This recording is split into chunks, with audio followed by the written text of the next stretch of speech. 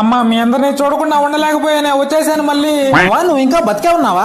ఏంటి సార్ రావుడు గారు నా మీద పడ్డావు? అలా కాదవ్వా, నువ్వు పోతే నీ కమ్మలు ఎత్తుకోమని చెప్పావు కదా, అందుకే ఎప్పుడు పోతావు అని అడిగానులే. అమ్మా మీ అల్లుడు నన్ను రోజు కొడుతున్నాడే. ఏమైందమ్మా? ఇంకా ఎక్కువ కట్నం కావాలంట. నేనన్నాను మా అమ్మోళ్ళు నేను అడగాలే కానీ ఇవ్వకుండా ఉంటారా అన్నాను. నాన్న మన పొలం అమ్మారంట, నాకేంటమ్మా భాగం వేయలేదు. అది మీ తమ్ముడు చదువు కోసం అమ్మేలేమ్మా. అంతలోకి పరాగం చేసేసారు కదా. చిన్నప్పుడేమో నా కూతురు కూడా నా కొడుకుతో సమానం అన్నారు కదమ్మా. ఇప్పుడు ఏమైంది నీకు? అమ్మా నా కూతురు కొడుకు ఎప్పుడు అమ్మమ్మ తాతయ్య అని డైలీ కలవరిస్తుంటారమ్మా.